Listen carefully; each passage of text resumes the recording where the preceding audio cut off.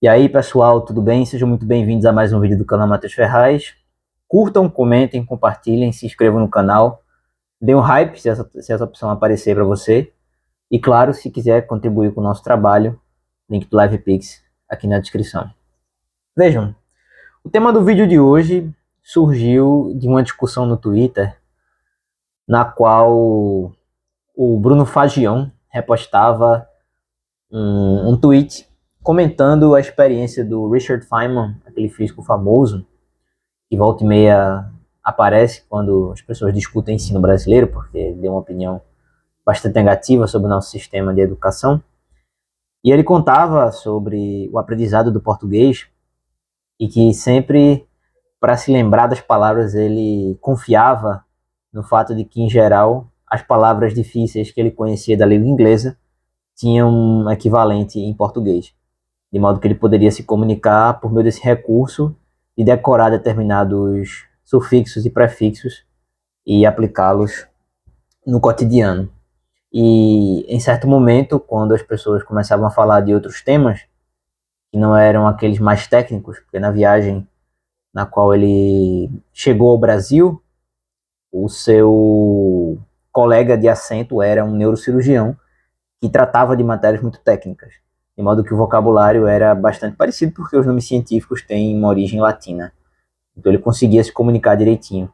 Mas quando chegou o momento de uma comunicação mais solta, em que as palavras já não encontravam um correspondente com aqueles vocábulos mais difíceis do inglês, ele enfrentou uma determinada dificuldade. Isso me chamou a atenção para um aspecto curioso da língua inglesa, que é subestimado pelos estudantes brasileiros, porque a maioria aprende o idioma com a finalidade de viajar, com a finalidade de consumir um conteúdo mais de entretenimento. Há uma minoria de estudantes que realmente aprendem inglês para ler literatura, para ler textos acadêmicos densos, difíceis, e essas pessoas não têm tanta voz assim para se manifestar e para talvez dizer o que eu vou falar aqui nesse vídeo. Se você é uma dessas pessoas, sinta-se à vontade para comentar. Eu vou ler a sua mensagem e vou respondê-la com muito gosto. E você percebe, ao longo do tempo, quando você se dedica a ler textos mais formais, mais acadêmicos em inglês, uma discrepância entre a língua escrita e a língua falada no dia a dia. Isso é algo que a gente costuma ressaltar muito no português, mas no inglês isso é ainda mais patente. No português, você vem observando uma certa diminuição desse intervalo, e hoje, tirando talvez o nicho jurídico, em que as pessoas realmente escrevem com palavras mais difíceis, e até no nicho jurídico isso é mal visto, nas outras áreas você testemunha uma aproximação entre a fala e a escrita. No inglês isso não acontece. No inglês, o vocabulário acadêmico, o vocabulário intelectual é muito mais rico do que o vocabulário das conversas do dia a dia.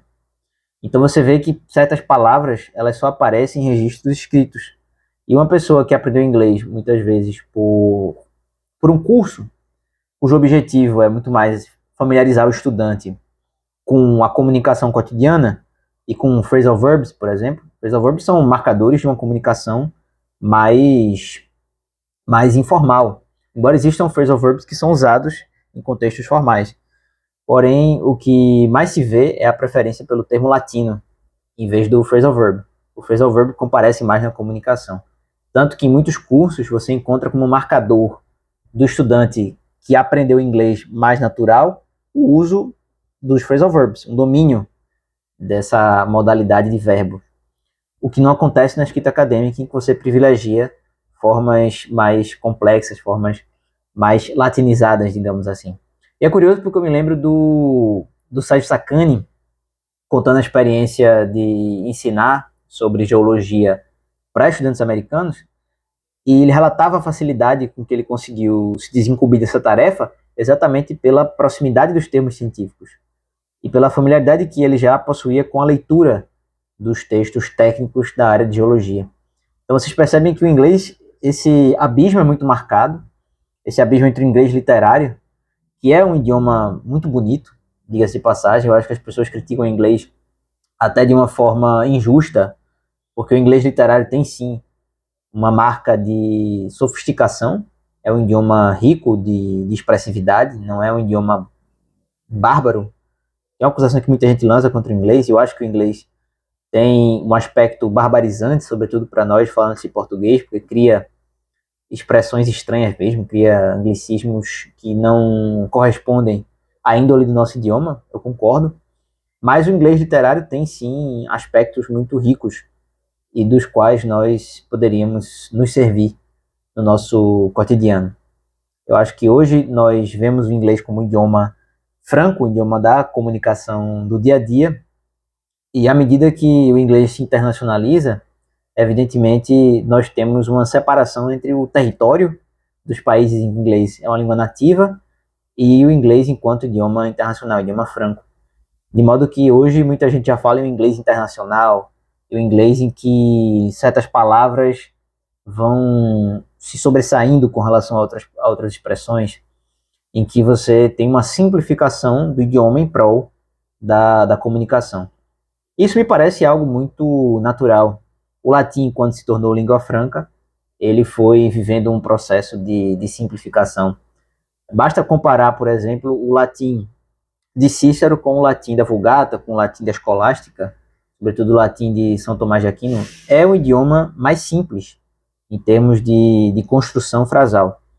É claro que a profundidade temática da filosofia tomista é maior do que os escritos de Cícero, mas em termos de recursividade, em termos de construção dos enunciados, de fato, o latim de Cícero, o latim de Virgílio, é muito mais belo do que o latim de Santo Tomás, sob esse enfoque, evidentemente. Então, esse fenômeno é absolutamente normal. No inglês, isso não acontece tanto porque há uma separação de fato, e muita gente consome o inglês apenas dessa categoria mais informal, mais do dia a dia. Não tem essa familiaridade tão grande com textos mais complexos. Mas se você pega um artigo científico, se você pega textos de crítica literária, textos de filosofia, você vai perceber uma sofisticação que não aparece tanto no dia a dia. E se você for falar do jeito que uma pessoa escreve um texto acadêmico, você vai soar estranho, artificial. Que era exatamente o conteúdo do tweet do Bruno Fagion. Essa questão de quando ele falava usando termos latinos, que eram familiares, as pessoas olhavam para ele de um jeito estranho, porque de fato essas formas não são comuns, corriqueiras no inglês dessas pessoas que não são acadêmicas, não são scholars. E essa distância é muito marcante no inglês, e é uma das grandes dificuldades para você atingir um nível maior. Até cheguei a twittar sobre isso. Se você não me segue, @MatheusFerraisF em todas as redes sociais. E essa diferença é o que dificulta muitas vezes as pessoas de subirem de nível no inglês, atingindo o nível C1, C2 do quadro comum europeu, por exemplo. Para você atingir esses níveis, você precisa desenvolver essa capacidade de transitar entre o inglês do dia a dia, esse inglês mais comum, mais do entretenimento, que todo mundo aprende, todo mundo domina com uma facilidade grande, e por isso que muita gente fala inglês é uma língua fácil, em comparação a outras. Mas para você conseguir subir de nível de fato, você precisa acessar esse inglês que não é tão simples assim de aprender. E claro, sem contar que a pronúncia do inglês é completamente anárquica. E esse é um aspecto também de grande dificuldade no aprendizado do idioma.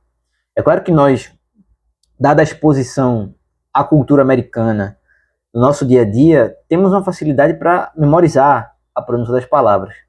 Mas se você olhar de uma forma mais objetiva, vai ver que é um idioma com grandes dificuldades de assimilação de pronúncia, porque você não tem grandes padrões. Você até consegue identificar uma certa constância de determinados sons que correspondem a determinadas letras, mas você não consegue fazer disso uma regra, que é o que acontece, por exemplo, no alemão. No alemão, você tem uma constância na pronúncia das palavras que torna o ato de articulá-las mais simples. E você consegue, às vezes, lendo um texto, mesmo sem ter ouvido aquela palavra, saber como ela é dita. Isso no inglês é mais simples. No francês já não é tanto. E no inglês você está diante de uma anarquia. Então vejam que é um aspecto difícil. Mas pelo fato de nós estarmos expostos a esse idioma por tanto tempo, isso não transparece. Nós temos a impressão de que é um idioma simples. E me parece que o básico do inglês, aquele nível A2, aquele nível B1, até nós poderíamos falar, é bem acessível. E uma pessoa com um nível razoável de estudo consegue acessar esse patamar sem grandes dificuldades. Agora, quando você dá o salto, que é o salto do B1, B2, mas principalmente do B2C1 e C1C2, você percebe essas dificuldades e vai se familiarizando com esses particularismos da língua. E me parece que esse salto é o mais difícil do inglês. Embora pouca gente perceba, porque isso não é tão exigido. Somente pessoas que querem acessar o mundo acadêmico, querem acessar um nível de expressividade maior, porque querem, por exemplo, escrever literatura, escrever filosofia em inglês, sentem essa dificuldade e precisam de um esforço maior. Mas me parece que esse básico, que todo mundo aprende, de fato, ele é muito simples e acessível a qualquer pessoa. Mas nós precisamos ter em mente que nem sempre você vai aprender o idioma apenas com o foco em uma comunicação mais cotidiana. E para essa minoria de pessoas, de fato, a dificuldade da língua se apresenta. Ao contrário do que acontece em outros idiomas. Para dar um exemplo, o francês não tem tanto essa dificuldade. Você consegue identificar uma certa continuidade no francês. Com relação à fala mais formal, não estou falando de gíria, né? De verlan, de aquele francês que é misturado com palavras da região do Maghreb, com palavras do árabe. Esse francês é muito diferente e ele de fato se destaca. Mas o francês standard da comunicação, das séries, aquele francês do jornalismo, por exemplo, ele não é tão distante quanto o francês da literatura. Isso não acontece tanto no francês. No inglês é mais marcado. E você vê que, por exemplo, até eu lembrei agora, o New York Times ele tem uma edição que é voltada para os americanos e tem uma edição internacional, cujos termos mudam. E quando você vai ler um texto, o consumo interno do inglês, você percebe que há ali uma riqueza vocabular impressionante, mas que não é exigida da maioria dos alunos. Enfim, pessoal, se você gostou desse vídeo, deixe seu comentário e até a próxima.